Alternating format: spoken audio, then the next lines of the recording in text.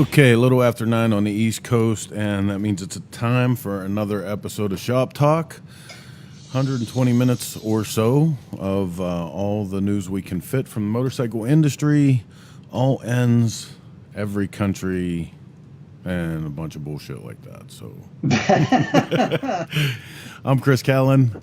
Just finished an issue of Cycle Source magazine. Ken Coney in with me from where are you, Ken? Oh, that's a great question. I think I'm at the Sun Mountain Lodge, I believe, in where the hell am I? In Winthrop, Washington. So we just rode over the Cascades today from Anacortes, Washington, which is like on the coast. It's like one of those little weird islands off of Seattle. Right on. Yeah, it was cool, man. Rode the new Chieftains, the 2019 Chieftains. So. Oh, and this is going to be exciting because you're actually you're on the edge of finishing your video review for that, so we're going to be putting that out pretty fast and giving everybody an idea. But yeah, I think we're going to be the first ones to get it out. So I rode that bike today. I rode the 116 Dark Horse as well. There's some pretty exciting stuff. I got to talk to Reed Wilson, the senior director of marketing over at Indian last night, and he gave me a little bit of insight kind of into what's going on over there. I don't know when we're going to do that, but I think it's a good conversation. It's definitely worth watching. So yeah, when we get to that, I think it'll be cool for people to hear kind of what's going on with the new bikes. They're getting after it. Yeah, buddy, you're not kidding about that. You are not kidding about that. Unabashed. Yep. So you, Heather? Hi, Ken. How are you? I'm not going to lie. You're my brother and I love you. But when Chris mentioned it rained on you today, I kind of chuckled a little bit as I was sitting in my camper for like the umpteenth day in a row working on a stupid magazine. Yeah. I was like, poor Ken, huh? It's rained on me every day, if that makes you feel any better. Don't feel bad for you at all. I'm sorry. Yeah, I was still riding a motorcycle. You were still riding a motorcycle. I wish I could show people how much I've kind of jury-rigged this room. So, yeah, my room has a fireplace in it. Totally necessary. But I've got the lights. I've got, like, zip ties on the lights to give me light. It's pretty funny. I wish people could see it. But then we'd lose all my framing. So you can see the text that I put up in front of Ken there that we are broadcasting this Facebook Live. Heather will be with us all night answering your questions and passing along your comments. But the best way that you can help us make use of this time together is to hit the share button and pass that along so that, we can pay the bills here once in a while. It's kind of... Yeah, that'd be neat. It's part of it, Yeah, it is so, part of it. Ken, Daryl said... Yes. Quit texting, put your phone down. Nice. Brenda and Jack Degazio are in the house. Quit texting, put my phone down. I'm not riding a motorcycle right now. But you should be present. But we're spending we want you time to be together. present with us. We are spending time together. I was reposting the goddamn show on my personal Facebook page. Language. I need a bleeper for you guys tonight. Brian Batera is in the house. Hey, what's up, man? Brian, I just kind of wrote a little bit about you in our magazine today, so that's fun. And Brian Nichols is watching. Miss Judy is here. Oh, KK is in the house. Oh, right on. Hey, KK, KK, we're in your neighborhood. Come down. Bring coffee. No. Stat. No. Bring coffee. So anyway, we're doing the show tonight live from Faith Forgotten Choppers in New Albany, Indiana. Will has been kind enough to let us park our rig in his driveway while we have been working to get the November issue of Cycle Source done. November, not only is it a November issue, which is hard to believe, but it's issue 260. I've only been around since like 212 or something like that. I have no idea how you have done this 260 times in a row. And not committed homicide that we know of.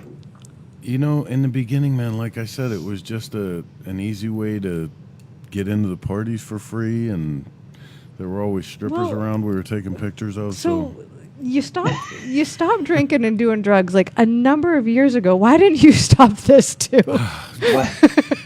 Why did, what do they say about the I thought you were going to definition say, of why did you insanity? stop the strippers? Oh, yeah. I don't well, care about the strippers. That will wear you out.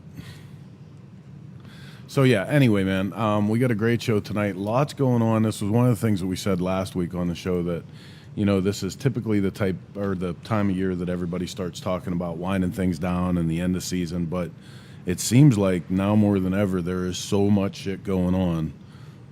You know, like for us, it's been hard to go home. We haven't been home since a couple weeks before Sturgis because we just keep happening to a town that has a motorcycle thing going on. This weekend, for instance, right here in this part of the world, actually in Louisville, Kentucky, right across the bridge, is the Kentucky Kickdown. And we figured as long as we're going to be in this part of the country, why not hit this event? Will's been a big supporter of it for a few years now, and we keep telling him that, you know, well, we'll stop down there one time, so here we are. But, man, talk about growth and, like, craziness. This was just like a little, you know, weekend thing that they started putting on. It was like a one-day thing at a local bar, I thought. And now, man, I mean, look at the layout map for this. It's going to be ridiculous. So I'm excited to be there. You know, it's a whole new audience for us. So Can it be work, not work? it can be. I think work, I might not go work. on strike. Yeah, we're going to negotiate your strike terms later on. But back to the show. So this is something neat from the magazine for the next issue that's coming out. Ken actually just did a whole overview of the new model direction, both for Indian and for Harley Davidson. Wow. And I was nice enough to group that all together and call it the 100 Years War. You were nice enough. Instead of making it two separate articles, we put it all in one big thing and said, okay, who's doing what? Yeah. I didn't change any of your words, of course, but... Oh, well, that's good to know. Well, you know, that's not... Wrong magazine. That's not us. Hey! Yeah. I'm excited to see it.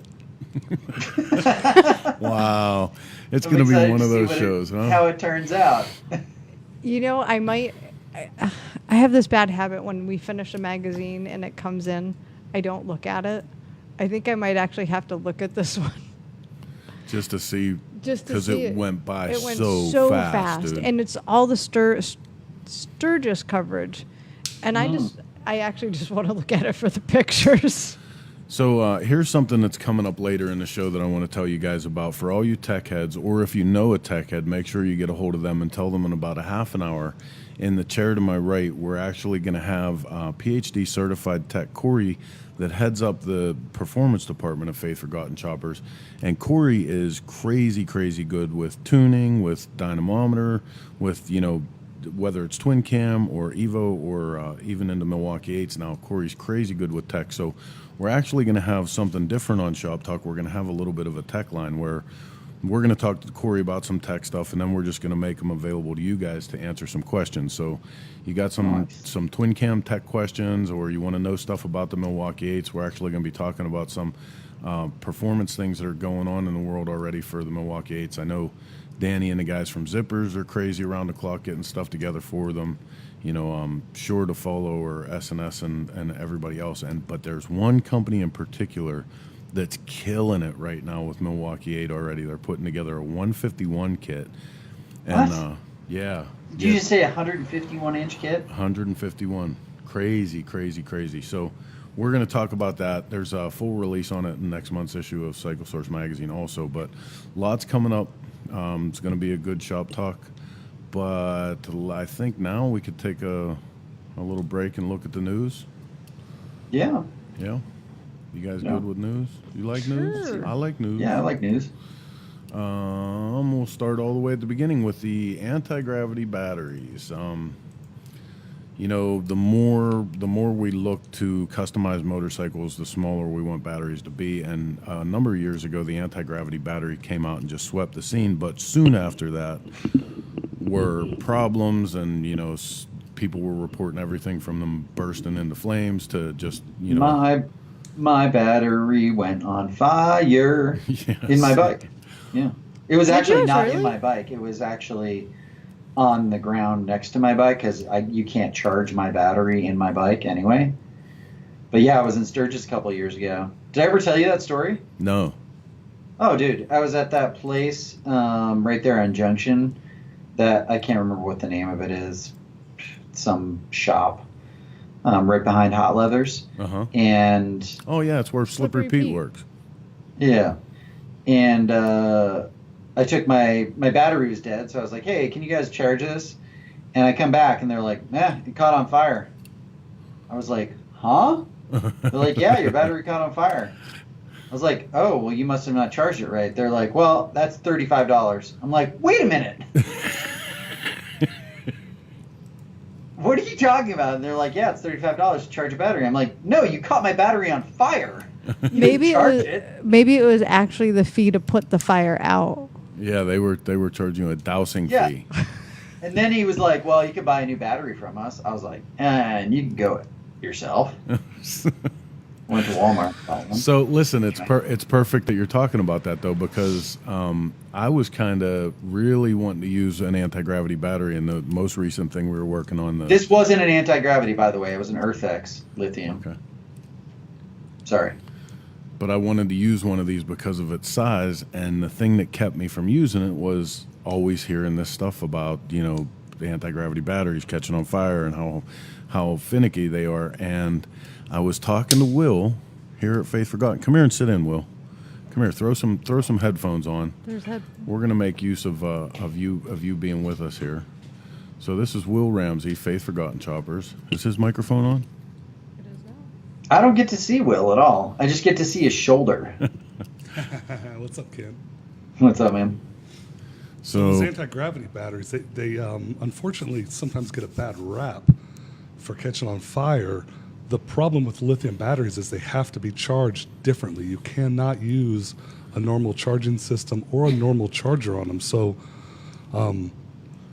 Cycle Electric makes a voltage regulator specific for lithium batteries that must be used with anti-gravities, or they can overcharge and catch fire on a bike. And the same thing with charging. We have dedicated lithium battery chargers here that are specific only because we use anti-gravity on all the custom builds. But we learned the hard way that if you use just any old charging system, or like if you're just taking unfortunately, they make lithium batteries now that are the same size as normal batteries to drop in right into a stock Harley. Well, that's kind of scary and dangerous because you do have to change the voltage regulator. Otherwise, the batteries will overcharge, and that's when they catch fire. That, and some guys are putting on the custom bikes, if the ground is too small, we learned this the wrong way too. If somebody makes a ground wire and they don't make it heavy enough, the ground side can blow out on the top. But other than that, if I love them because they're small, and building choppers, obviously, like, small is huge for us, and being minimalist is huge for our design aesthetic. But they have gotten a bad rap, and I think a lot of it has to do with, like Ken, you were telling the story, you went there and told them to charge your battery, and they burned your battery up because they probably just put it on a regular 12-volt charging system. Yeah. And they do have to have different trickle chargers, full chargers, trickle chargers, and different voltage regulators on the charging system. And Cycle Electric is the only company I personally trust for any charging system, and that's who we use. And we always call them up and specifically tell them, hey, we're using an anti-gravity lithium battery. And they, even with the pan heads, if we're running a generator, they have a special generator with a different regulator on the end of it that will charge properly to a lithium battery. Well, and this is what's funny about it, man, is this is how I learned about this, right? Because I wanted to use one of these in a custom application, and I asked Will while I was through here one time, I said, hey, I really want to use, I made special allowances to use a full-size battery instead of doing an anti-gravity battery. And he goes, why? I said, well, have you ever had one catch on fire? And he said, yeah, the first one ever. And then I learned that it needs a special charging system for the motorcycle. Just like, everyone that gets one of these batteries knows that you need a special wall charger for it. Why wouldn't you need a special charging system, Sure. to deliver the proper voltage? So it makes such sense that I felt like a dumbass as soon as he said it. I was like, well, of course you would. Yeah, it makes a lot of sense. There's and I definitely think that what's- risk with them, but it's to be fair to the company, if people aren't using the right charging system, it's not the battery's fault. Does the Yeah. company that sells the battery sell the proper charging system?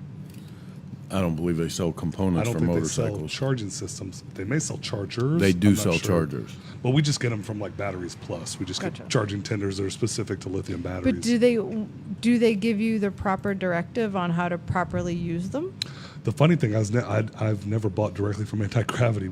Like I almost always use Jeremy Cupp's battery box. I love it, and if I were to make my own, I'd just be copying him. So I buy his, and he always sends me the Anti-Gravity battery with it. Well, there you go. Right on. Well, it's tech night here on Shop Talk. We're talking tech all night long. We got Corey, your guy, coming up later. Corey's a whiz with tuning and motors and stuff. And if you have questions for any of the guys at Faith Forgotten Choppers or FFC Performance, go ahead and shoot So what's them cool through. about that battery that we didn't get to, about that anti-gravity battery, that specific one, was that it won't let it go dead. It'll keep enough charge, right? Like that's what was cool about that. I was actually going to go back to it. Oh, okay, cool. It's a new technology they have called Restart. Won't ever let you stranded with a dead battery. High power, lightweight, lithium replacement. They've sent along a video with it too. Let's see if we can bring it up real quick. Cool.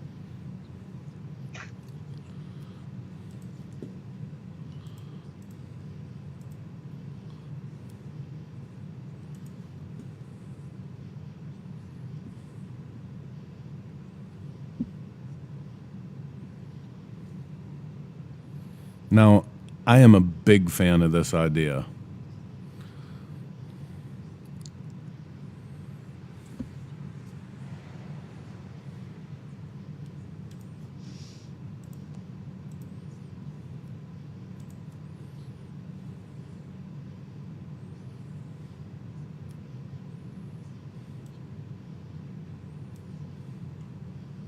Wow.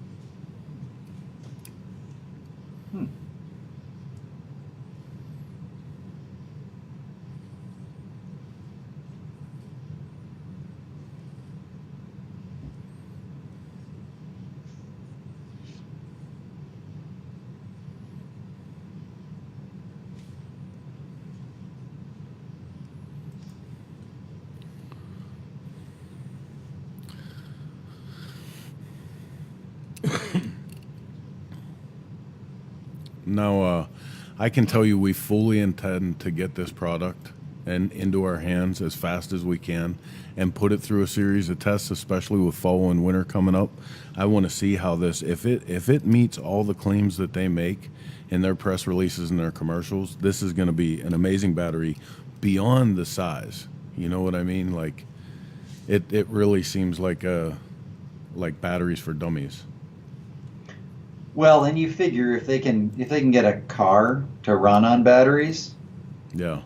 only, they should be able to do that, right? It doesn't. I mean, yes, it seems obvious, but it doesn't seem like it should. It seems like it should happen a long time ago. Well, and I mean, you know, especially for anybody that's traveling and stuff, man, the restart thing alone with the key fob that you don't have to take, you know, any of your panels apart, you don't have to get your seat off, like just to be able to do that, you know, that alone is worth that battery. So Definitely.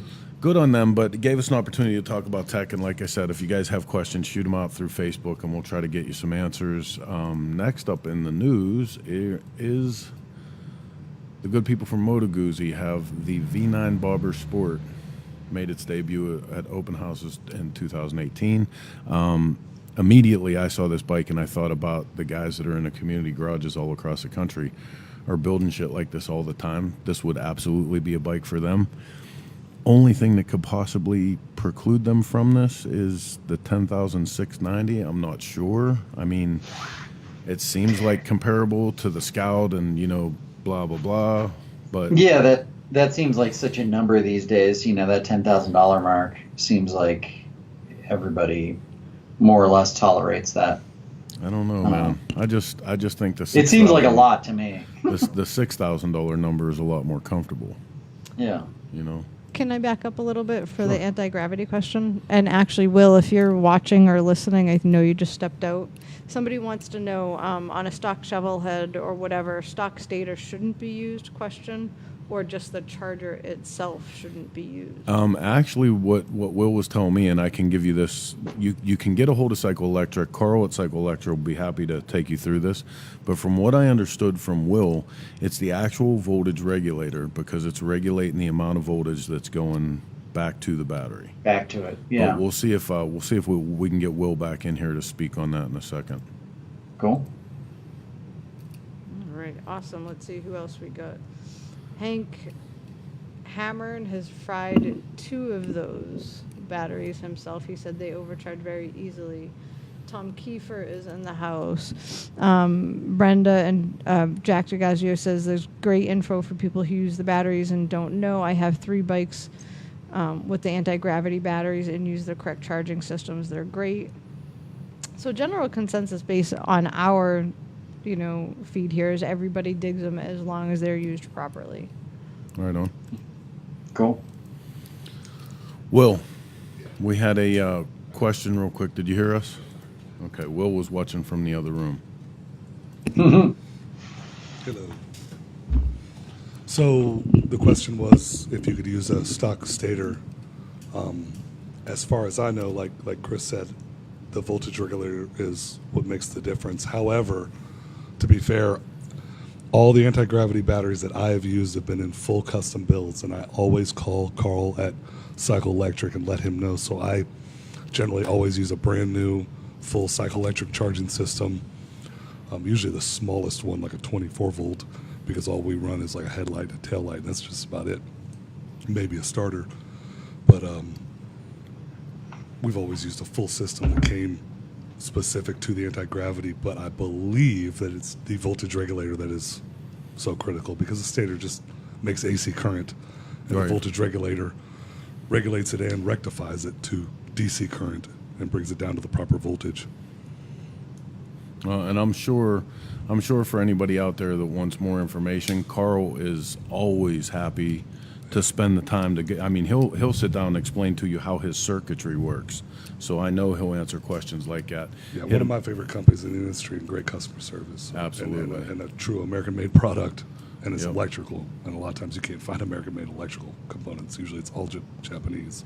Yep. So Yeah, and they're awesome. I mean, I won't build a bike anymore without Carl's stuff in it, no matter what it is I'm doing. Alrighty, so moving on through some more news. Or were we still on? Were we still on that? We were doing, you'd moved on to, the Moto Guzzi. Moto Guzzi. I mean, I dig it. Yeah. The price is the only sticking point. So that was my big comment about it. Mm-hmm. Yeah, I know, do you know Todd Egan? Uh-huh. Do you know that name? Yes. Yeah, so he's actually out here with us. He's got a company called Moto GT, Mm-hmm. and he's taking Moto Guzzis and making them into That's where I know that name. Yeah. full customs. Yeah, maybe Yep. you saw that Yep. somewhere.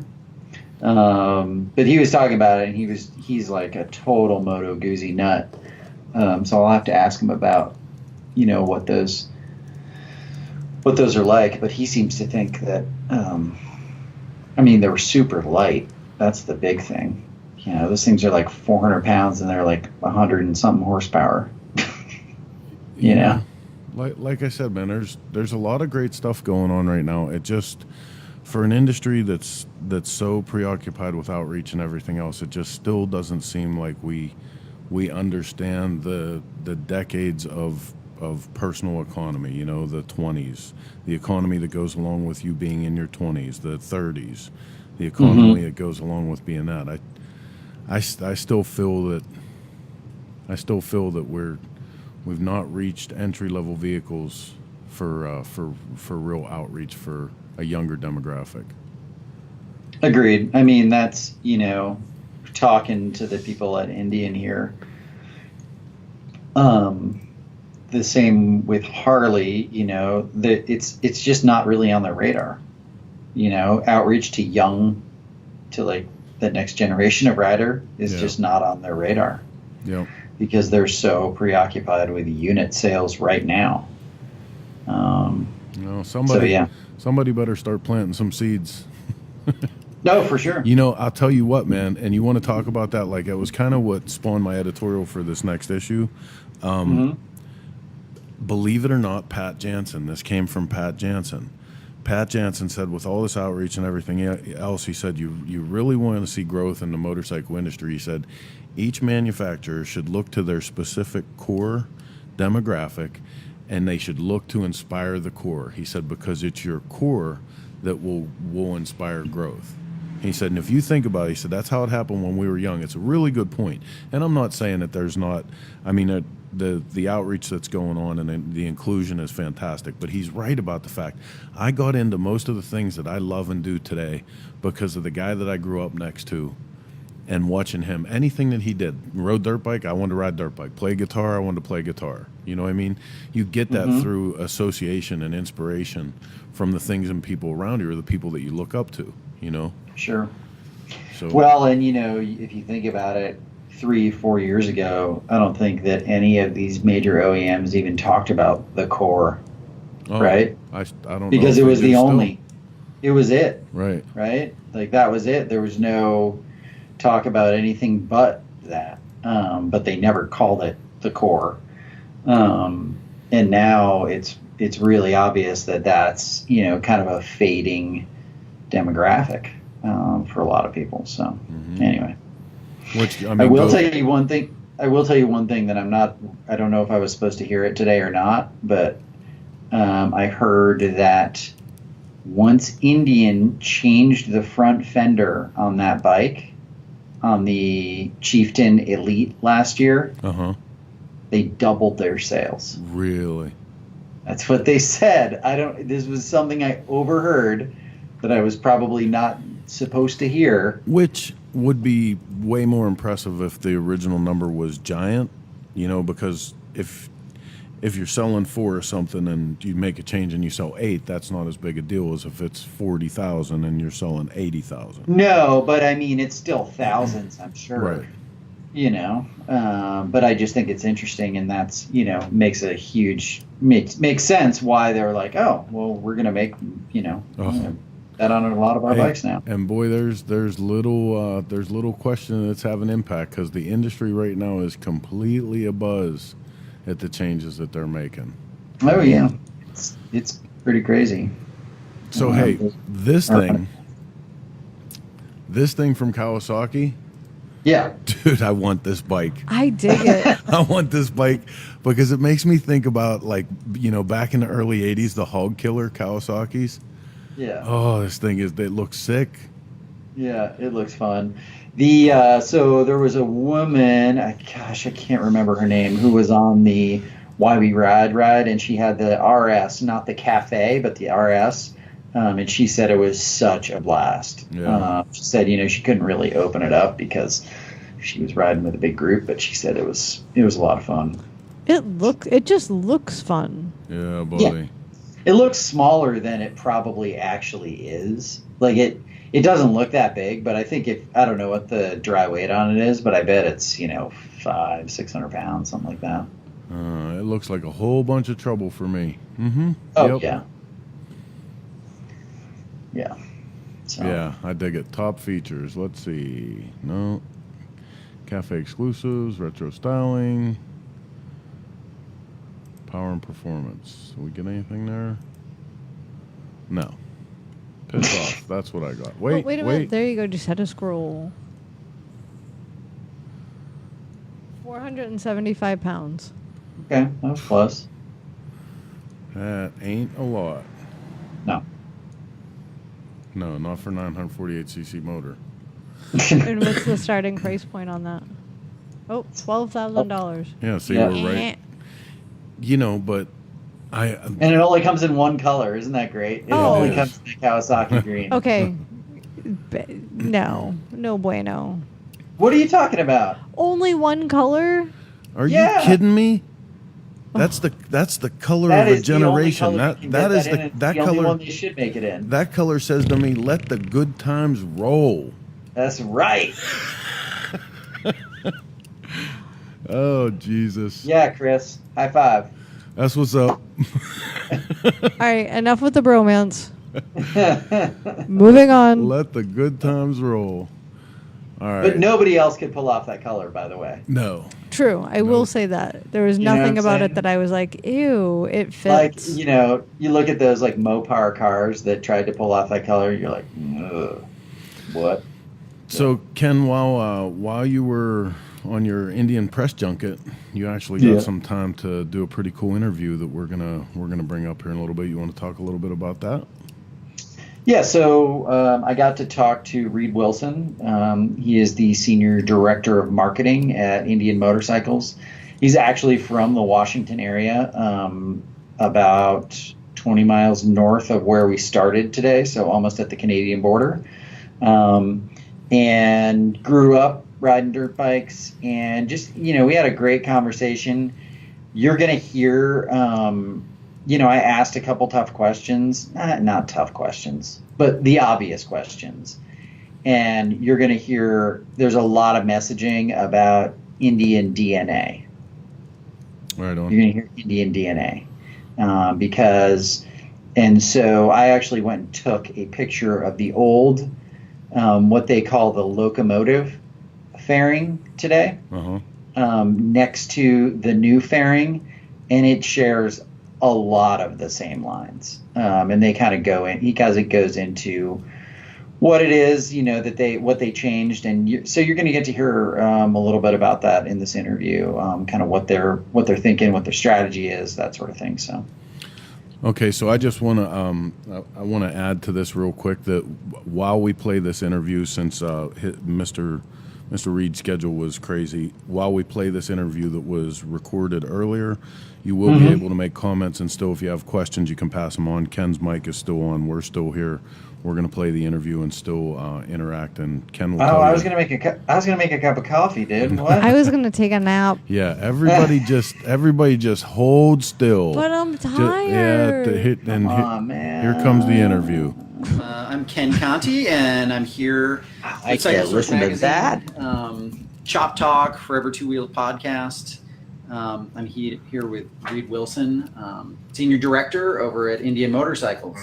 We've got a pretty exciting day planned for tomorrow. Yeah, it's going to be a good ride and beautiful country, good twisties. So we're here at the 2019 Chieftain launch. That's Yes. specifically what we're looking at. And there were some pretty interesting developments. I don't think a lot of people saw it coming. Maybe some people did.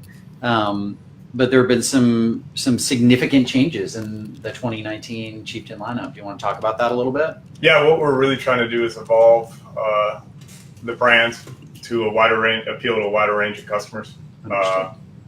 We've created a great basis for the brand, and I'm really proud of the work the team's done over the last 4 years, bringing the brand back to life. Sure. And really staying true to the heritage of the brand. And now it's the time to expand beyond that. Mm-hmm. We're going to still keep our heritage look and our heritage bikes, but we're going to continue to push forward as well with bikes like the new Chieftain, the upcoming FTR 1200, and more bikes coming down the road. Yeah. Where it'll expand what a lot of folks think about Indian motorcycle and push limits in terms of performance and things like that with American motorcycling. So we're excited. Yeah.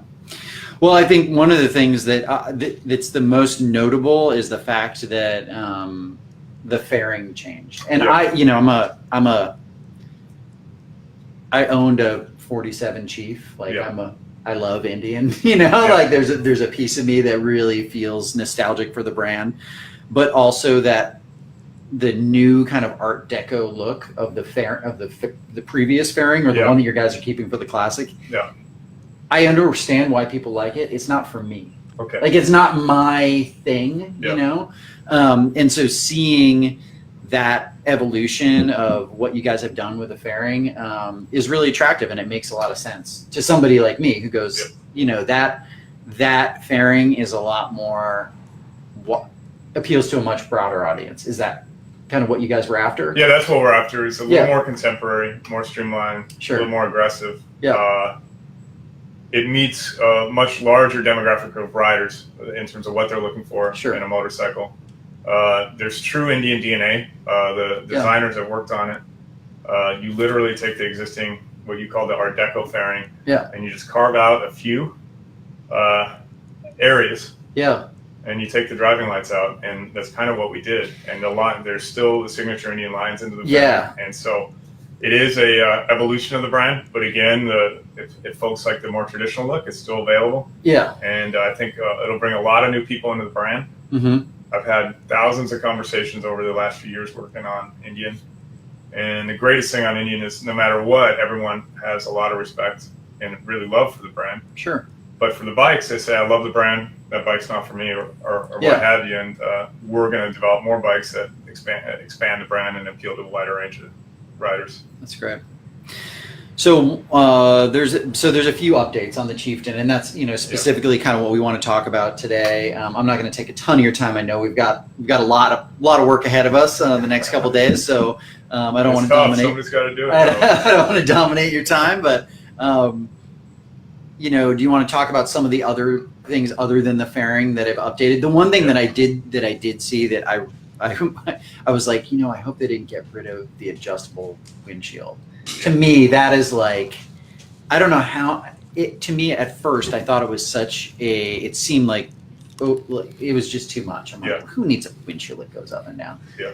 But it is the best. Like, I'm constantly, if I'm on the highway, I've got it all the way up. If I'm in the twisties, I've got it all the way down. Yeah. If I'm like riding in the rain, I kind of have it halfway so I can still get the protection, but see over the windshield. Yeah. It's one of those things that's just, it's great. It's my number one. Yeah. It's same with me. And I just have a little ADD, so I'll just be riding on a straight road and I'll just push the thing up and down. Just to, you know, riding Sturgis, there's a lot of flat, straight roads. Yes, so, there is. Yep. It's one thing, once you get used to it, it's hard to live without it. And of course, we kept that. And we kept a lot of the great features of the existing Chieftain, but we added things like ride modes. So you could alter your throttle response based on your own preference, what kind of riding you're doing, whether sporty riding or touring riding. Okay. And is it noticeable, like when I get on it tomorrow and I put it in different modes? Especially the sport mode, you'll know it's much more aggressive. Okay. So just revs higher in, you know, first gear and that sort of thing? Yeah, the response of the bike when you switch the throttle is immediate. Okay. It is immediate and aggressive, and it's a lot of fun. Okay. It's fun. Now, if you're with a passenger and you want to have a more smooth throttle input, there's a touring mode that'll make life easier with the passenger instead of getting that knocking heads or anything like that. And then there's a standard mode as well. Okay. So there's also we've worked with inside the engine to increase rider comfort, especially on hot days and things like that. So that's significantly improved, along, of course, with the restyle and things like that. So we're continuing to every year we change our bikes, we make them better, based on rider feedback. Okay. And both these changes were based on rider feedback over the last few years. Okay. So are you talking about the rear cylinder deactivation? Is that what we're talking about? Yeah. Heat wise? Yeah, there's rear cylinder, there's work we did in the engine, and there's also rear cylinder deactivation that will help at low speeds. And having ridden the bike the last 2 days here in Washington, although it's not 90 degrees or 100 degrees out because it's the Pacific Northwest, there's substantial improvement in comfort, and so I think it's a leap forward for the Thunderstroke 111. Okay. But we had a great existing base with the existing Chieftain and the existing 111 lineup. So. Okay. Yeah, I mean, you can feel that heat, especially on your right leg, you know, after a while, but it's not, I don't know, it's nothing that's uncommon in those big inch bikes, you know. Yeah. So they put out heat. You know? But substantial improvement in this year. Good, in but that comfort. I can't wait to kind of experience that. You know, the rear cylinder activation deal. I think riding in extreme temperatures, it makes a lot of sense. Yep. You know, but like riding around here, I don't know. Yeah, the good one of thing those is things. it's pretty seamless. Yeah. And so you won't really, you may notice a change in the engine, Yeah. but and no sound, Yeah. but there's no change in performance or something like that. It's quite seamless. So as soon as you hit the throttle, it's there's no ready to lag. go. Okay, Yeah, it's ready cool. to go. That's so great. the engineers did an amazing job. That's great. And then I understand also changed out the stereo system. Yep. So improved sound clarity in the stereo system. Okay. And the front fairing especially. It's class leading in terms of the clarity of the sound, Mm-hmm. the wattage, the power of the stereo. Okay. Again, I was riding today. I had it at level 3 or 4, and I was going 70 miles an hour. Yeah. So level 11, which it goes to, is pretty That's- dang loud. Unnecessary. Yeah. For And most people. some of the time I had earplugs in, you could still hear it very clearly. And that's the key with wind noise and all the different the environment that you're in on a motorcycle. Mhm. The engineers that worked on the bike really worked hard to make sure that the sound was clear, whether you have earplugs in or not, whether you have a helmet on or not, whether you have a full face on or not. Okay. And it has enough power to overcome any sort of wind noise issues or anything like that. So it is class leading stereo system, and just another thing we improved on the Model 19s. That's great. It looks like you added a couple colors. Yep. Right? There's a brown, I think, and maybe is the red different? Yeah, so there's a new red, and there's also, we've expanded what we call the Dark Horse line. Mhm. And the Dark Horse line now is not only matte black, but you can get matte white and a matte bronze. Really? And then the finishes on the Dark Horse line, we added gloss black finishes throughout the engine. And Okay. it actually is, again, another evolution in the style. That's what riders want right now, is that blacked out mean look. Mm-hmm. I love the matte bronze. Mm-hmm. It looks wicked. It's really Cool. really cool color. We also have it on the Scout Bobber. Mm-hmm. It's a great color on Scout Bobber, but on the new Cheetah, I think it's. I encourage you to pick that one out of the lineup tomorrow morning. But everyone has their favorite. So Sure. more variety, more options, and more new riders coming into the brand. That's what we see every month in the sales numbers and the share numbers and everything like that. So we're just going to keep the throttle open and keep the momentum on the brand. That's going. great. I would be remiss if I didn't ask, some people are talking about that fairing. They're saying it looks a lot like a Batwing Harley Davidson fairing. Mhm. You're going to get asked that question. I see some similarities, but I haven't put one up next to next to each other. What's the response on that?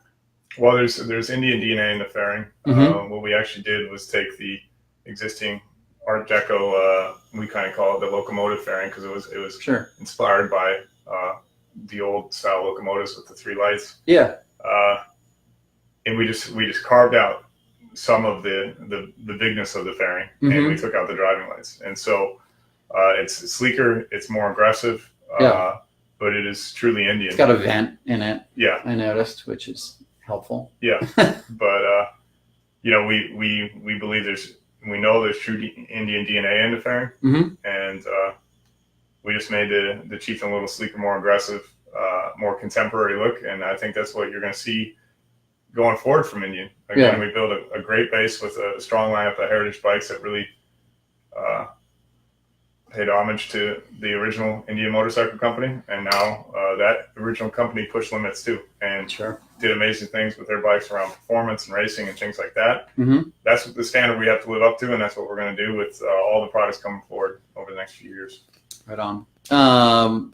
Saddlebags. They're bigger, right? Yeah, they may be slightly bigger, but they were already, we class leading in Yeah. terms of volume. Mm-hmm. And the lid mechanism, it's one of those small things that everybody that lives with is, so great.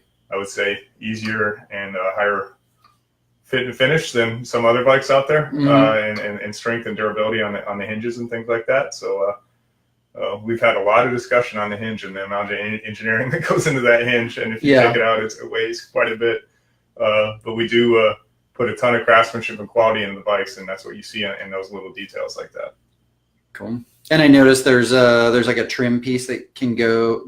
Does it come standard that goes between the saddlebag and the fender? Yeah, that's fender standard. now? Yeah, Okay. that's Cool. close out. Yeah, just to give that sleeker, Yeah. more contemporary look on the rear end of the motorcycle as well as the fairing. And the Chieftain doesn't have the full fender in the front anymore. No, it's a trim fender. Trim fender like the with the LE. headdress still on there. So the iconic Indian headdress is still on the fenders, but it's trim. And once again, just to appeal to a wider range of riders. Yeah, the balance fender.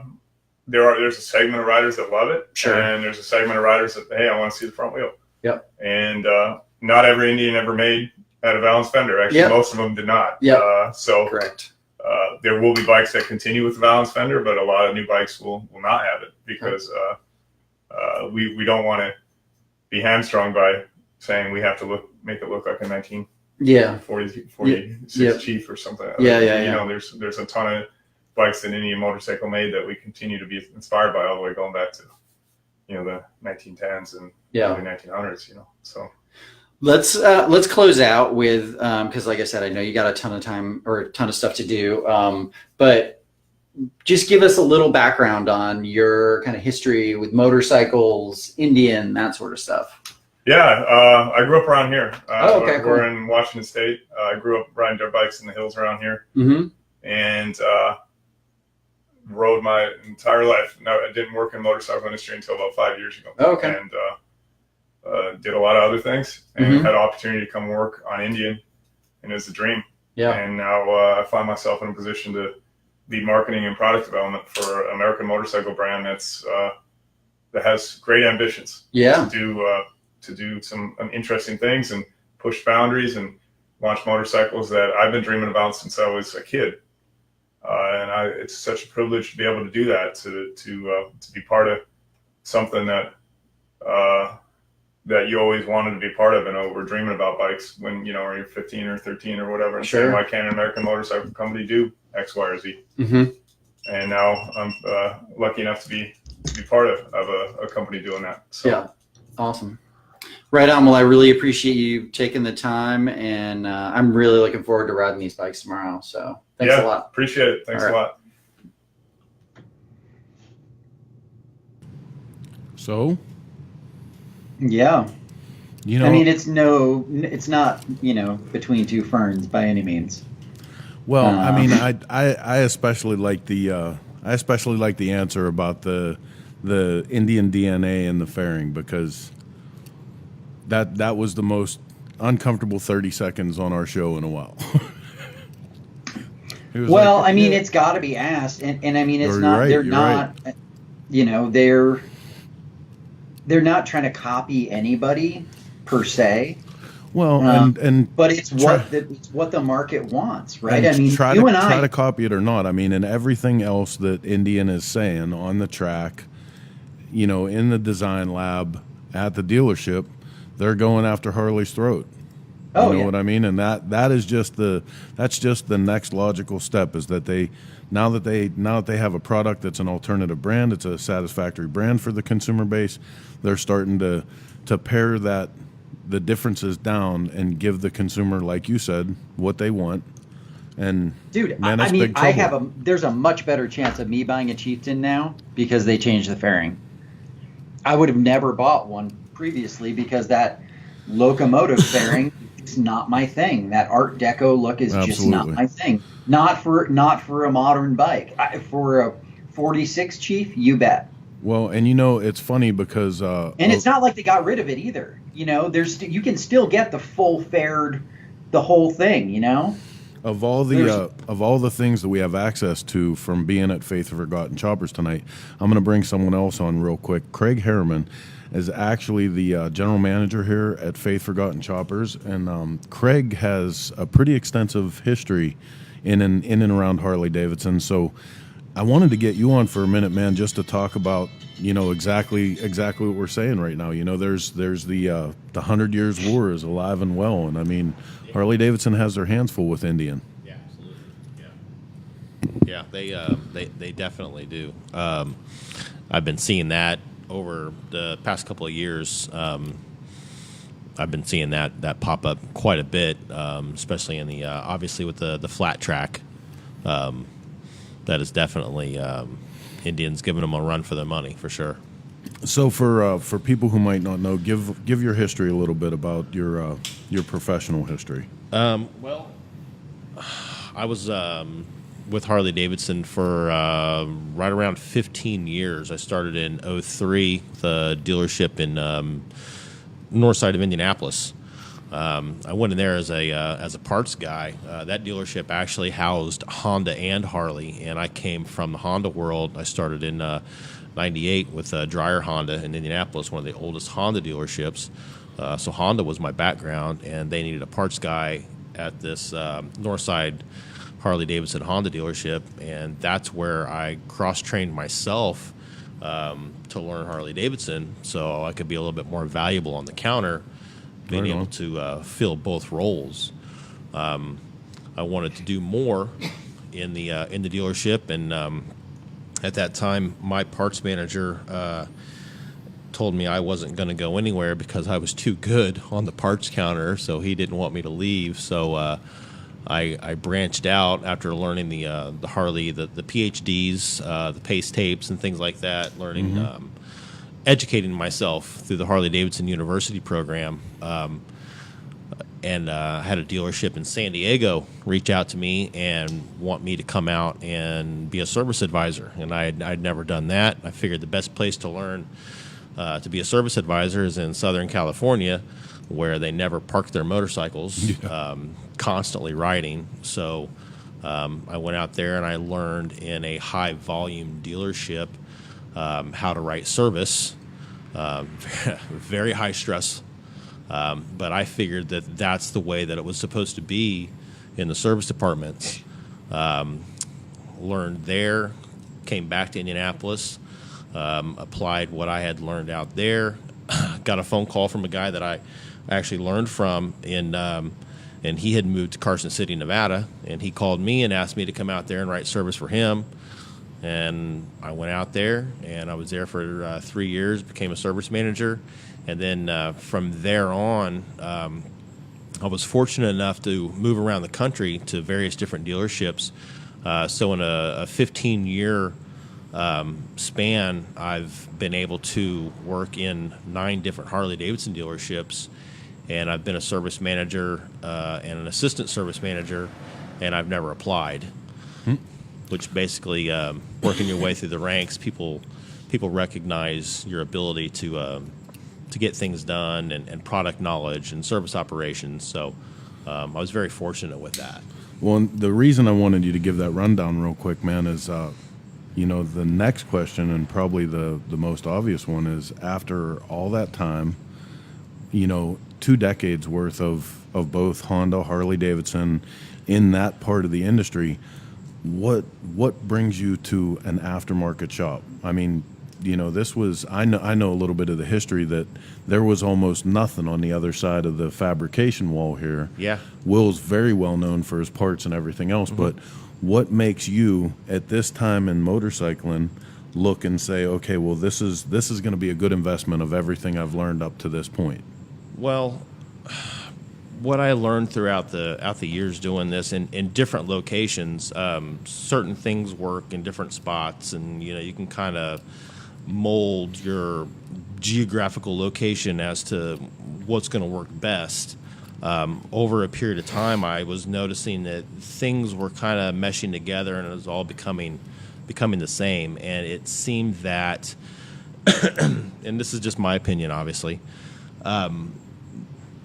these places that I was working, because I was in a career mindset, a lot of the people that I was around were just treating it as a job. And in doing that, my passion was getting diminished because of who I was surrounded with in the industry. And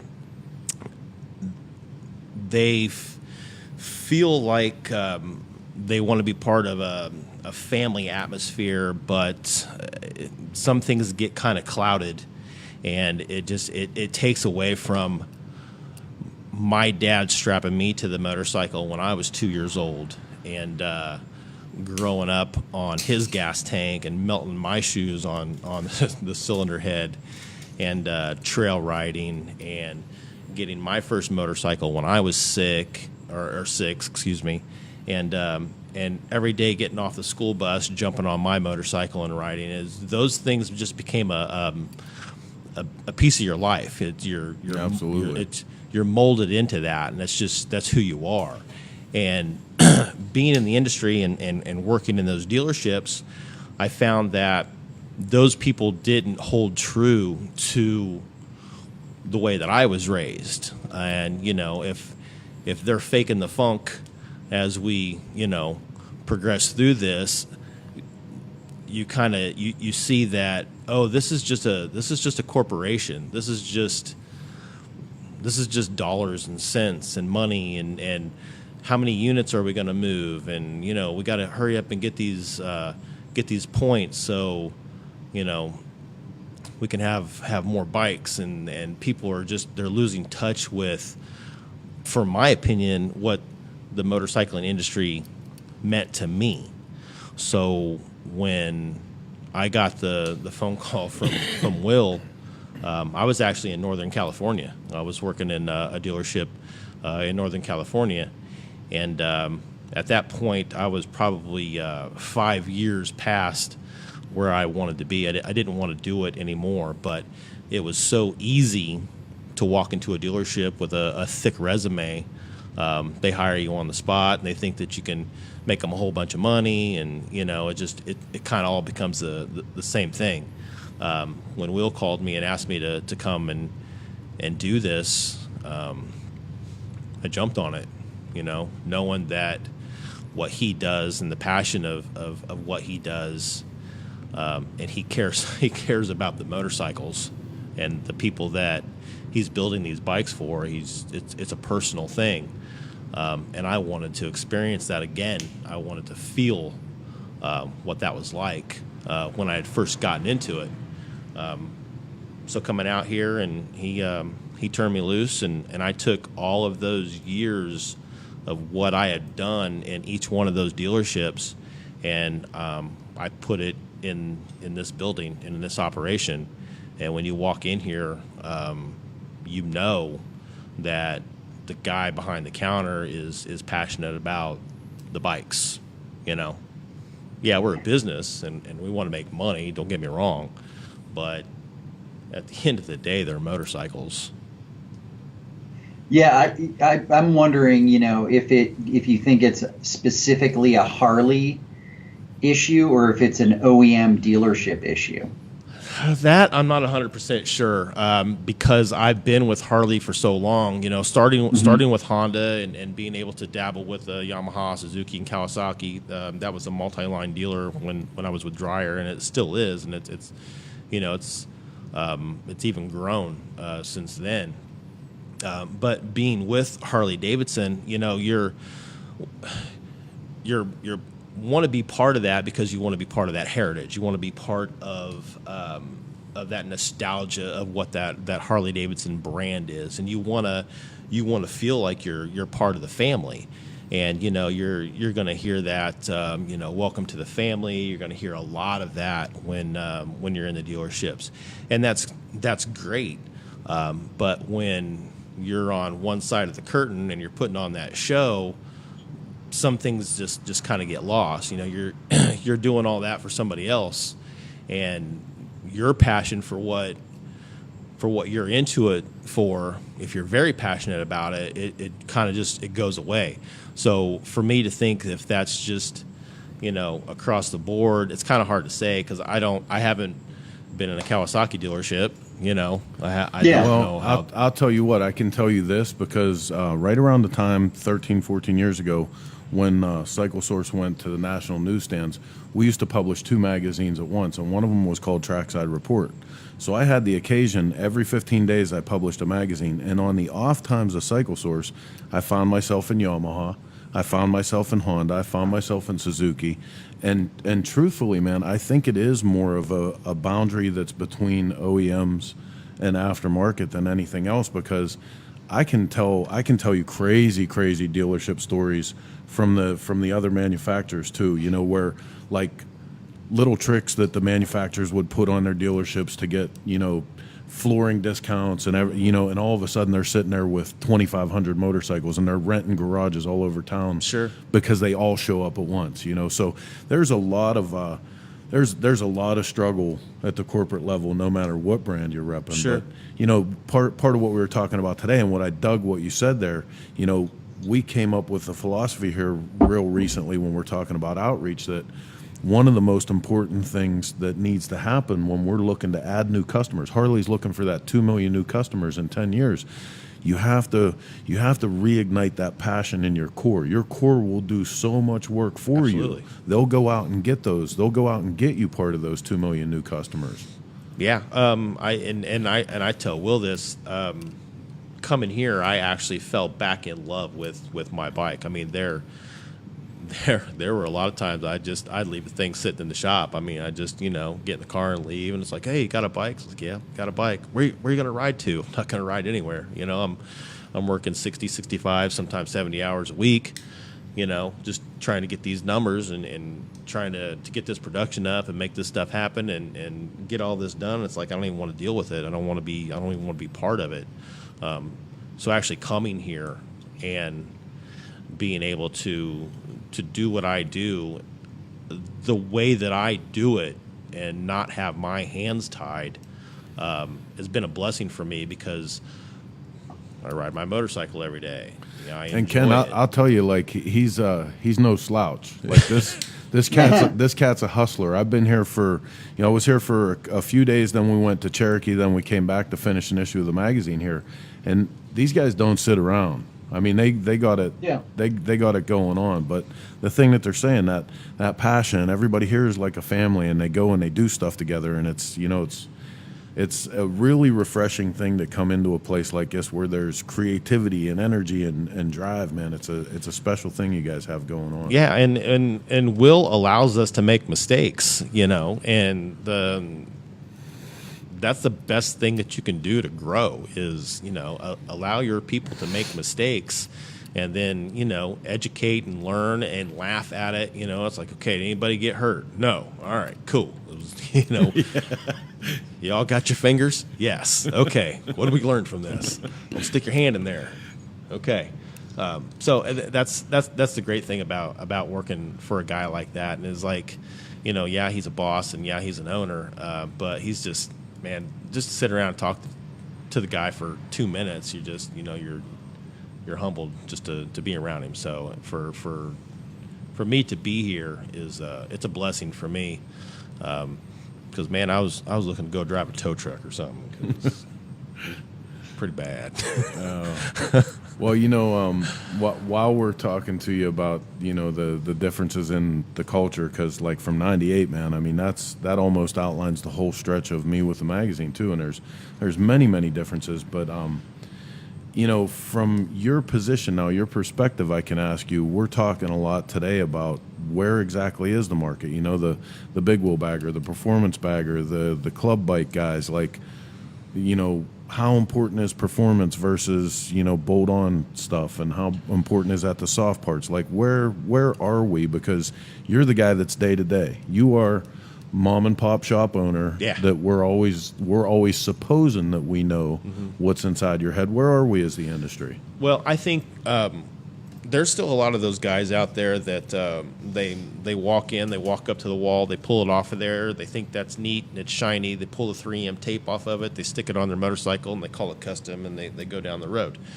Those guys are always going to be there, and that's great. I mean, you know, your customers are your customers, and if that's what they want and that's what they want to spend, then so be it, you know. And I don't down any of those guys for that. For us, obviously with the builds, it's you know, he takes this and these works of art, and we ride them, we beat the piss out of them. They hold up, they're amazing. That's what you want as far as a motorcycle goes, in my opinion. For us, with what we're doing, adding on to this, with the parts and accessory, having Corey Barnum here. The performance end on where we're going is what's important to us. I worked with Corey in a dealership in Florida a few years ago, and I've been chasing this kid for 3 going on 4 years. Every time I moved around, I'd call him, just because of his ability to build and tune and do things properly. You know, you just when you find somebody, you kind of stick with them. And I think that the direction that Will and I wanted to go with what we were doing here was we wanted to enhance that performance end that I think a lot of places were missing out on. The aftermarket world has amazing products. I noticed that in the dealership, they were getting away from the aftermarket world because it wasn't meeting their criteria as far as, you know, what they wanted their customers to do, and kind of force feeding them, this is the one thing that you get, and this is it, and if you violate this, we're going to destroy your warranty. And yeah, we know you spent, you know, $28,000 on this bike, but, you know, it's a, you know, you're buying the Harley, you know, you're buying the freedom, but now you're instantly restricted. Yeah. So now you can't do what you want to do because you have to follow their rules. Excuse me. Knowing that there's a better product out there, and Corey and I know that there's a better product out there, and we have the ability to put that better product in these people's motorcycles and make them run better. Yeah.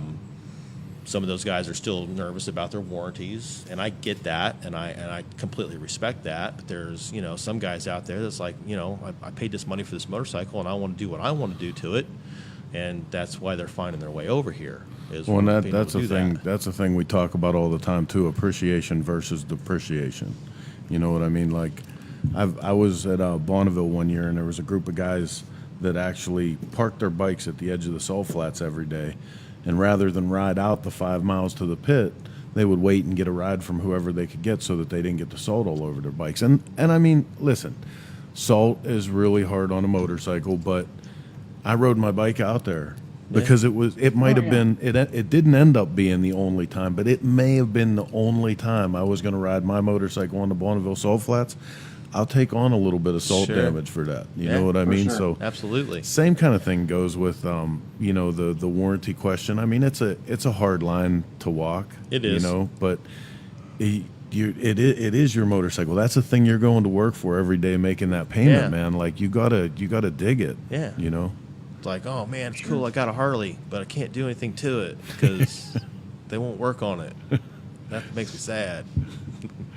Right on. Well, we're gonna be bringing Corey in here in a little bit and talk some tech stuff with him, because Corey is a very, very talented man with a wrench in his hand, or with the new fancy computer tuning systems and stuff. Yeah, So he's talented. We're gonna talk to him for a while. But thanks, man, for sitting in with us. Thank and you for I having me. appreciate everything you're doing here and the insight that you gave us tonight. Thank you. I appreciate it very much. All right, buddy. So you guys can come down to Faith Forgotten Choppers. Check Craig out at the counter. He will get you hooked up. A good conversation, no matter if you're just passing through, man. Come and see this cat. I've had a good time here hanging out with these fellas. We've got, I think we got about 10 minutes before Dane is going to be knocking on my door. Not to say that he has to come on in 10 minutes, but I'm just giving you the heads up. Right? Yeah, right on. I don't know how did we get through an hour and 20 minutes? What are we doing? Are we in a time warp? No, man, it's a talk show. I mean, it's a podcast. It's a talkcast pod live thing. So, until we get our tech guy in here real quick, let's take a look at a couple events that are coming around the area. Southern Throwdown, which I really, really want to be at, and I'm super pissed off that we're going to be in the wrong part of the country. Well, we don't have to be. Yeah, we kind of do. Why? Wait a minute, why? So coming up September 30th, because eventually, baby, believe it or not, we have got to go home. We haven't slept in our own bed or went to the bathroom in our own facility for like 3 months now. But you told me we could go. I did tell you What is we it? could go. Southern Throwdown is a really good time, man. It's a bunch of our buddies in Texas put this thing on, and we've been waiting year after year. We keep talking about, yeah, this is the year that we're going to do it, and or some event with them, because there's so much cool shit going on in Texas. It's almost got me convinced to move there. Reason number 5,332 that we should move to Texas. They have a killer chopper scene. They really have a killer chopper scene. So the guys from Cheap Thrills, all the usual suspects, Chopper Supply Company, Chemical Candy, Just Kickers. See, those are all of our I people. know, that's our boys. But you can check them out, get online. A lot of great sponsors, including us. SouthernThrowdown.com. It's a good time not to be missed. What if I Also- bought us plane tickets? You listen, you're killing me, Whitey. Christopher. You're killing me, Smalls. You're killing me. Willie's Chopper Time, Tropical Tattoo in Daytona. Their twice-a-year annual chopper gathering is just around the corner. We're going to be down there, Heather and I, in person with the world-famous Roadside Marty. Tons of prizes, tons of classes. As far as chopper shows go, this is the not-to-be-missed show. Anything else in Daytona plays second fiddle to this. So I've heard it referred to as the greatest chopper show on earth. I said that. Well, Well, I don't know who said it, but I've heard it. But it is. It's a killer time. are you guys going to Biketoberfest? We are. We are. We're going to be down at Willie's. We're signed on from now until Willie will not have us anymore. We're Yeah. signed on as the Well, I media partner. Hope there. everything goes okay with Florence. Yeah. Yeah, hopefully that's going to miss it. While we're talking about Willie's, because we have signed on to support not only Willie and Chopper Time, for those of you who don't know, that any monies that are raised during Chopper Time goes directly to the Veteran Support Fund. Willie does not make any profit from this event. Cycle Source does not make any profit from this event. Nobody actually Dear does. God, no. No. Profit? What's profit?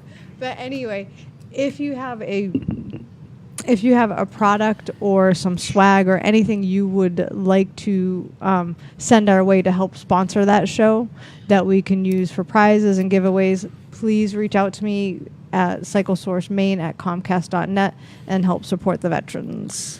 And while we're on the subject of the hurricane that's rolling into the coast of North Carolina anytime now, our hearts and prayers obviously go out to anyone that's standing in the way of that storm.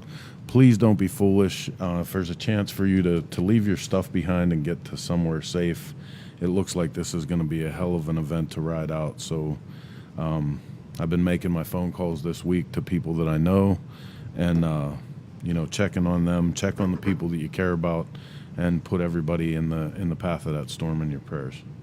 For sure. Amen. So, in this part of the show, we're actually going to move on to some performance talk. You guys that are out there waiting to have your performance questions answered about Twin Cam, Evo, and possibly even some M8 stuff, we are going to bring in the very talented Corey Barnum from Faith Forgotten Choppers. Corey is the PhD certified tech that now resides as the head man in charge when it comes to performance here. And, man, lots of good stuff I'm hearing about you down here, dude. Thank you. We're having mic problems tonight, Ken. Sorry, I'm asleep at the wheel. Microphone check. So, Corey, how long have you been working in and around Harley-Davidson? I graduated from MMI in the end of 11. I started in the dealership working as a technician a few months before I graduated from MMI. They moved me in as a technician. I've been pretty much at the same dealership for all 7 years I was there. Worked my way up from basic, your level 1 staff technician, all the way up to a master, which I got in 2015. Right on. Right on, man. Well, so this is one of the big things I want to talk to you about. As we move into a whole new motor family, right? This is my kind of crazy Orwellian take on things as far as they come to motorcycles and technology and performance. But as we move into a whole new motor family with the M8s coming out, and there's a lot of performance stuff going on for them already, it brings an interesting opportunity for the whole lot of Evolution motorcycles that exist in the world. Do you think, or are you already seeing in some ways, that people are starting to scavenge up a lot of these Evo motorcycles because they're getting cheaper by the day? And are we going to see a whole resurgence of like Evo builds, Evo performance? Like, you know, undoubtedly Evo was the easiest motor Harley Davidson ever made to extract performance from. Oh yes, I feel that they're gonna come out and people are gonna start building those with the new M8. You know, like one of my buddies said, it's kind of turned the Evo into the shovel it was That's a few years yeah. ago. With these new engines, it's just pushing us along into these other, you know, the M8 coming out has now moved the Evo kind of where the shovel is, and I feel you're going to see a lot of performance and a lot of builders coming out with Evos now rather than the shovels. And Now, Yeah, I was wondering about the M8 and what you see as the kind of Achilles heel of the M8. Right now, as far as I know, when I was at the dealership, a big problem was a sumping issue with the engine. I've heard a lot about this actually. Yes, it wasn't being able to extract the amount of oil it was putting into the engine. So Does anybody have a fix for that yet? there's a few companies out. I haven't dealt with too many of them. I know Fueling has a different oil pump that they say works a little better. S&S had one, but I think they took it off the market. I'm not sure if it's back on or not yet. I know Harley, from what I've heard, they've kind of revised some of that in the 19s that are coming out to kind of do away with the sumping issue that they've had. So it's just a matter of time. Interesting. Now, in the time that I've been floating in and around here, man, I've seen an awful lot of twin cams in the other side of the shop here, and you're spending a lot of time with these bikes, you know, whether it's service work or tuning and stuff. But you're really known for your tuning abilities. But here at Faith Forgotten Choppers, there's not yet, and I'll preface that with not yet, a dynamometer. But you're still able to do really, really incredible stuff with your tuning, even without a dynamometer. Yes, I use the TTS tuning software, and he has a very, very good collection of data where you can tune it on the street and still get that bike fairly dead on to what the AFR should be. Tell everybody about that a little bit. What is TTS? TTS, in my opinion, is the best tuning software right now on the market. Their data filtering, their data collection is way above the other tuners that you have out on the market right now. It lets me get out there and it records so good and so much information at a time that it just helps you dial that bike in just so much better. So, and if it's bringing real world feedback to you, it's almost like real world dynamometer. And yeah. There's a few things on it that you still need to fully get everything 100%. But as far as tuning it on the street, I'm with the TTS. I'm at about 95% of it of getting that bike adjusted perfectly. Wow. Yeah, that's big. You, For sure. You apparently have your own fan club because Justin Kearney said you made his bike run amazing! Exclamation point. Just doing what Will pays me to do. So. Right on. Nice. So, no, you came to Will from Florida? Yes, I came a dealership just a little bit west of Orlando, Florida. It was in a little city called Claremont, Florida. It was Stormy Hill. Like Craig said earlier, he's been hounding me for roughly 3 to 4 years trying to get me, and I was just fed up with the dealership and just wanted to go somewhere else to where I can do what I love to do, and that's build engines and tune them. So Now, here's a question that I'm going to throw out. When I still remember this because it was such a hot button issue when the twin cam first came out, along with excuse me, all the preconceived ideas and, you know, the hysteria that surrounded the cam tensioning shoes, and, you know, eventually they made a couple adjustments and fixed that up. But the big thing was, this was the first time that Harley-Davidson was moving from a tapered shaft with keyway to standardized shaft dimensions with press fit for their internal motor parts. That was a really, really big thing, and guys were willing to say, I will never buy a newer motor than an Evolution because of that. But since then, you know, through like companies like Dark Horse, we've gone to understand that, like, you can pin those, you can still reset them, you can still do stuff. They might not be as serviceable. But my question would be, what thing is there with this new motor family, with the M8, that guys, even now that have the decade of experience with twin cams, what's that one thing that makes the M8 so different and, you know, such a scary proposition for people? Well, a big thing in the M8 is they've actually added a balancer in the engine to kind of control the vibration. So I've heard some people that don't like it because they don't have the so-called Harley rumble or the Harley vibration that you normally get. Actually, in the press release, they said that they had taken even more of that out, and they reversed some of it. Yeah. Just to make sure that the customer wasn't Yeah, I've heard detach. they had it at one point running to where you could not feel any vibrations on that bike at all. Yeah. But there were so many Right. complaints Really? that they actually backed it back a little bit just to give it a little bit of that back. So, But isn't that, I mean, and correct me if I'm wrong about this, they did that already before. They did that in the twin cam Bs, right? the B motors did have a dual balancer. Yes, it had one in the front and one in the back. This one has a single balancer, so it's a little bit different in the setup of it. I thought for sure you were going to talk about the port arrangement, because one of the things that I hear from some of the old timers, as far as guys in the engine thing, is how close the exhaust port.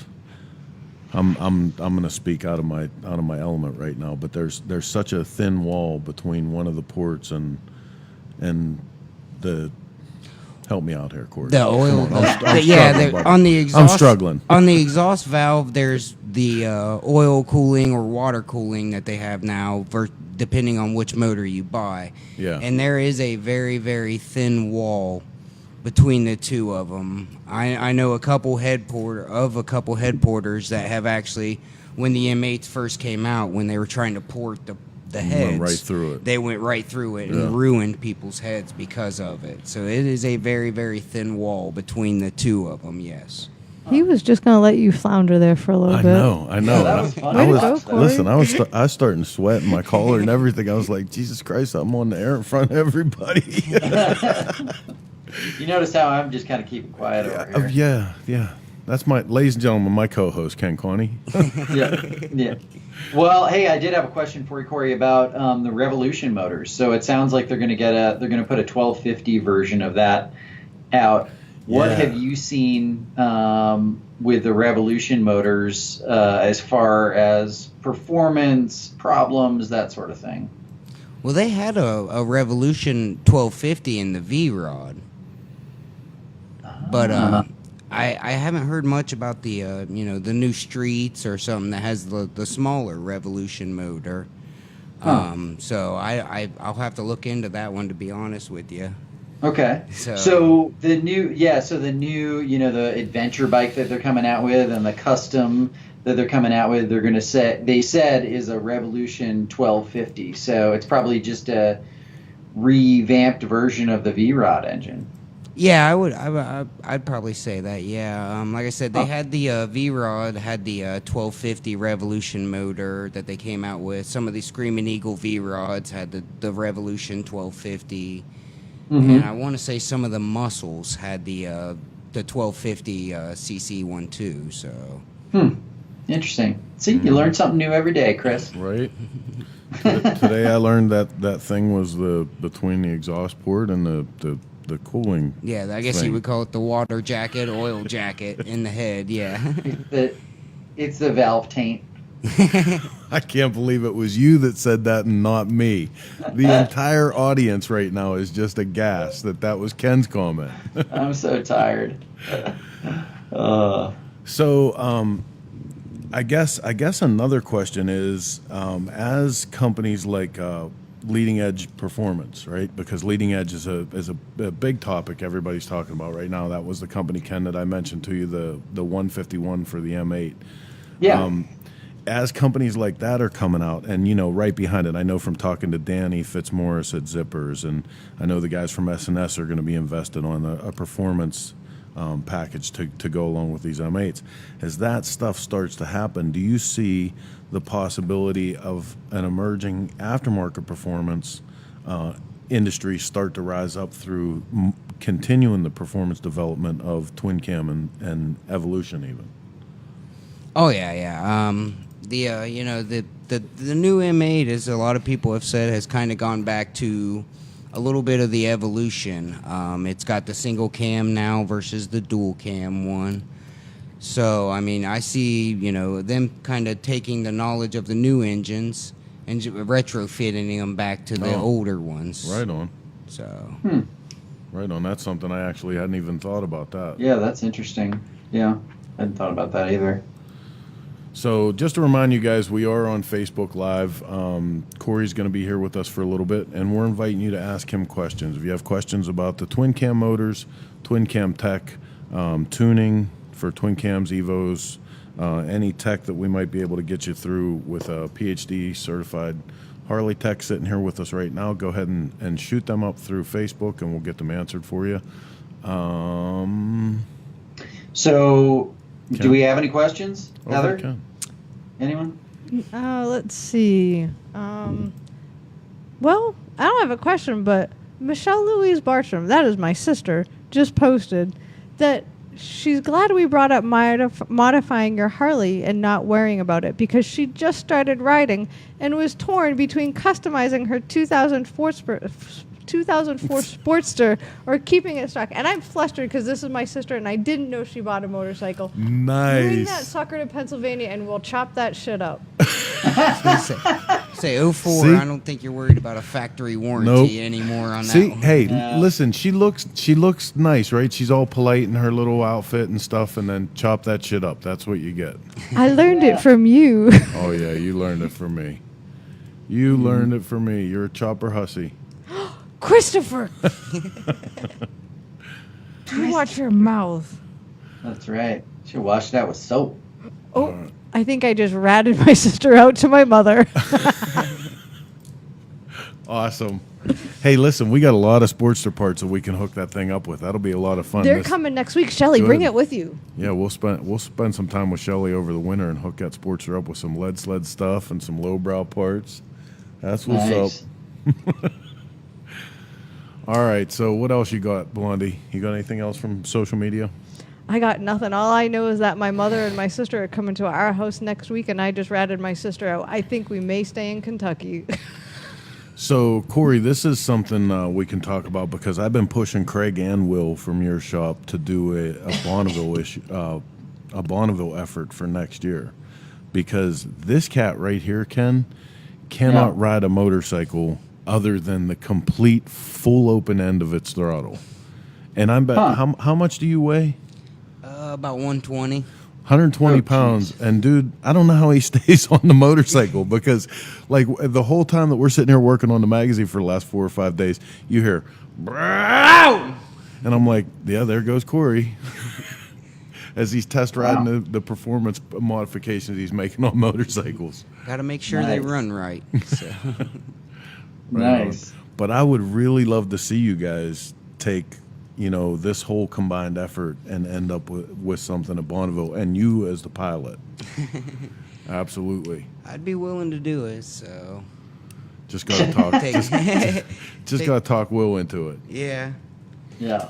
You get that leading edge in there and put that in there that they're claiming about 160 plus horsepower. Let's and see what what's that up. thing will do out there. Right? Yeah. I think Will was telling me that at 160 horsepower, it runs 20 degrees cooler. Yeah. That's the thing that I want to talk about. How's that even possible? How is that possible? Yeah, I was reading it a little bit. I mean, I haven't researched it a whole lot, but I mean, what I was reading, it says the head temperature, the engine temperature stays the same, but the oil is a 20 degrees cooler than what a stock Harley would be. Wow. So. What? And what's your thoughts on that? How is that happening? The only thing I can think of is they've kind of figured out that sumping issue. Yeah. And the oil recirculates so Yeah. much better in their engines versus a stock one that Yeah. it doesn't have the time to sit in the engine and warm heat like it does in the Harleys. That makes sense. So, That's awesome. Well, we're going to be looking for a lot of stuff on that coming up. Yes, indeed. All right, so if we don't have any more questions from Facebook, we're going to cut this poor man loose because he agreed to stick around with us after work and after dinner and after a few beers, and he's been waiting here, and I feel bad. Thanks, Corey. thank you guys. Thanks Thank for you, hanging out Corey. with us. If you guys have some more questions, do the DM thing, send it on to us, and we'll pass it on to him. He's a very, very valuable commodity to have at our leisure. So thank you very much for that, and we'll try to get you anything answered that we can, both through the magazine and through personal message. For But sure. thanks a lot, Corey. Thank you. Thanks, Corey. Ken, what do you got? You know what I can appreciate about Corey is that he's a total motor nerd. Oh yeah, Like and when somebody's that into it, it is obvious, and Oh, yeah. it's who you want to bring your motor to. You know, it's like the guy who's super into computers. Like, that's the guy you want to bring your computer to, not some guy who's like, I kind of know about him. no, You know? this is one of those cats. He's absolutely a lifer and stupid good at what he does. Yeah, and you can Yeah. tell he actually does love it. You know. Yeah, pretty uncommon. So, one more event that I want to talk about, the 6th Annual Open House Motorcycle and Hot Rod Show at Speakeasy Motors. Chops, Robs, Bobs and Customs, raffle, 50/50 live music, slow race, October 6th, Oh, Saturday. screw that guy, man. No, it's my You boy. leave Evan alone. That's my boy. I'm I love just Evan, kidding. man. He's Yeah, so he's chill. great.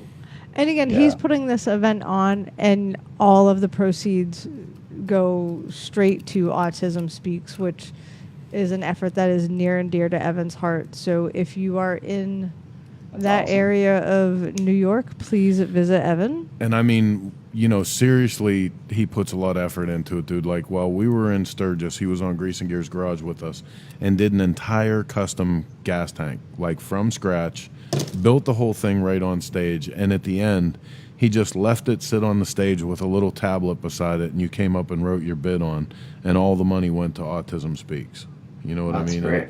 It's not like he was in a room full of people where, he was getting thousands and thousands of dollars for this tank. It was a very, very small and honest, humble effort, and like he did it anyway, That's great. So good guy. Right on. Hey, did that guy ever get the helmet? Yes, he did. Awesome. He did, and he loves it. It's sitting on his shelf.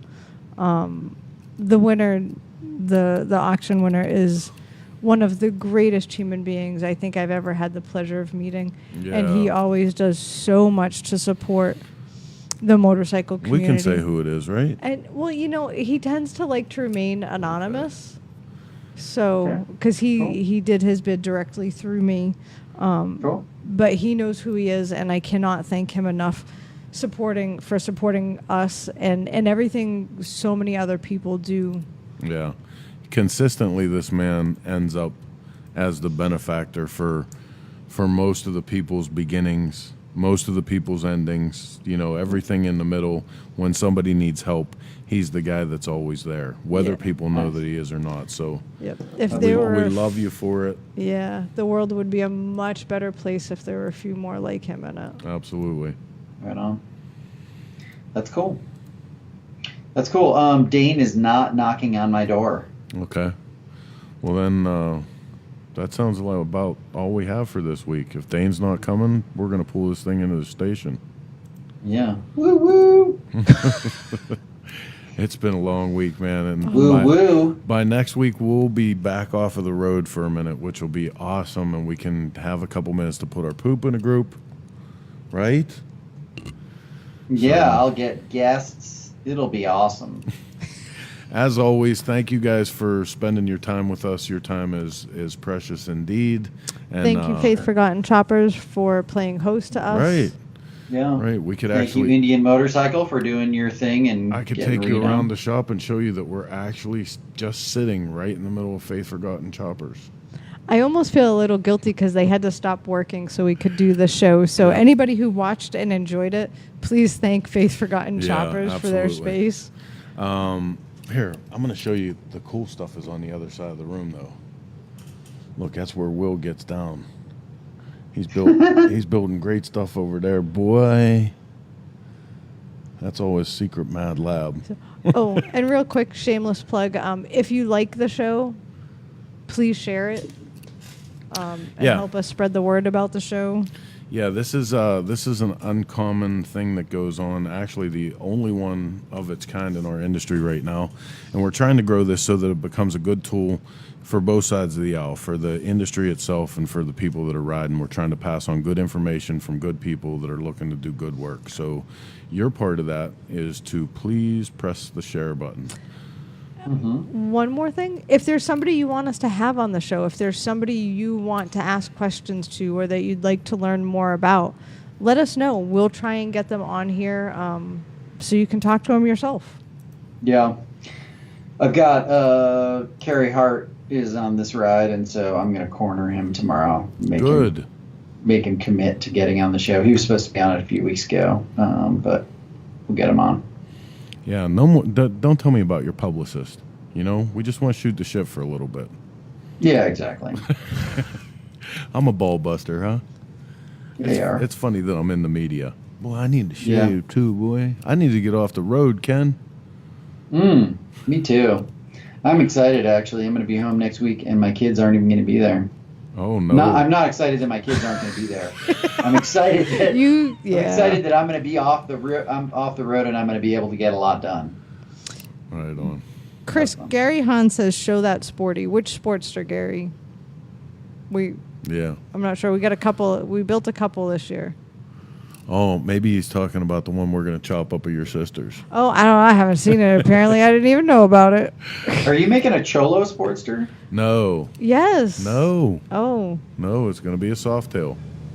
But we have Oh. been commissioned to build next year's Twisted Tea motorcycle. I guess I can talk about that now, right? Well, sure, you just did. So for 2 years in a row already, we built the T-Chopper, obviously, the T-Tracker last year, and Billy is bringing us in for the new motorcycle is The actually T gonna tail be dragger? the T-Cholo. So, T Cholo. yep, it's a new flavor, and it's right in time for the new Mayans. So that's Wow. what's up. Congratulations. No, it's going to be awesome, though. We got some cool stuff because obviously we're going to stick with the, regular Cholo, the things that you expect from it. But I think we actually conned tricks. Will Ramsey into helping us out, so Yeah. it may have a few custom Faith Forgotten Choppers parts on it. Yep, I got a few Nice. tricks up my sleeve too in mind.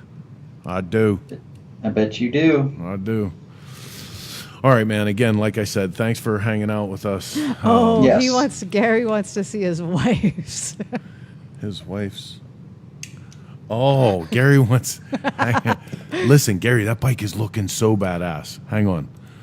I'm going to get rid of my name block here and give you a full camera view. Down, down, down. Oh, the metal rack's in your way. The metal rack's in your.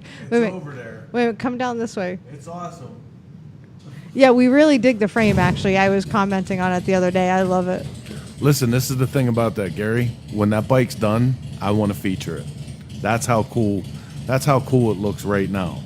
So, stay in touch with me. All you other magazines Yeah. out there, we That's- beat you to We're it. featuring that one. Oh, I'm sorry. Nice. Natalie is his daughter. Yes. Sorry, Gary. It's actually a really cool story too. Oh, well, Like it'll be a they're- good story in the magazine. it's- Don't tell. Okay. Okay. Yeah. Seriously. All right, man. So until next week, I guess, right? Yeah, unless there's something you need to tell me. No, I might take the night off. you're not taking the night off. It's my Blondie. birthday. Nope. We got a show to do. We'll This sing happy birthday to you. There'll be like a singing telegram and flowers and balloons and stuff. And a pinata. Pinata. No, those aren't for birthday. That's for anniversary. What? Our It's a first long anniversary. Do you know what the first anniversary is? What you know how they have like gold and silver and platinum and all Yeah. that for anniversaries. It's paper. Yeah, right. So there's a whole story about a pinata, and I'm the stupidest man ever. So let's just drop it. Pinatas are made of paper, right? Yeah. Well, He got me a pinata for our first anniversary. An empty pinata. it was Oh. Empty? Bob the Minion. Do you not? I mean, it was Bob the What Minion. what did you get for our first anniversary, honey? I got a portrait. Panhead? No, a watercolor portrait by Lee Bullock. Lee Bullock of me on my panhead that was also on paper. So this is what I get in compared to the paper pinata. And Will was there. Come here. Tell him about the pinata. See, what had happened was You forgot about your This is anniversary. a great story. Oh, hey. This is a motorcycle culture story right here. This is a guy who forgot his anniversary story right here. dude. No, he remembered his anniversary. And we were at Sturgis and we were at the house, and it was Chris, Heather, Xavier, me, Buck, Jack. Jack shit was there, Yep. Yep. and Chris explains to us that the first anniversary is paper. So, well, we'll start with Heather. Heather got Chris A painting. A Lee I had Bullock. commissioned a Bullock. painting of commissioned Chris. a painting for him, like a Jesus. painting of them with the bike. It was gorgeous. So it was a pretty phenomenal first anniversary present. Excuse me.